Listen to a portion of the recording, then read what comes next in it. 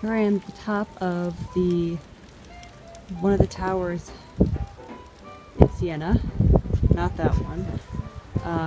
It's raining. I climbed a very steep narrow stairway to show you this image, meaning that I potentially almost killed myself. But I hope you're happy. I cannot even begin to imagine how incredibly epic this view would be if I could actually see something. Okay, ladies and gentlemen, we are in Montalcino municipality, and all the vineyards that you see around you are vineyards to produce the famous Brunello di Montalcino. And the time of the year is November, and so you can see all the different colors of the autumn, typical from the season. That's it, finished.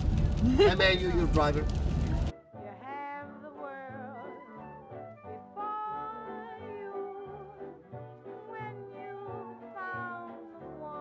Oh, I'll stop completing. Be a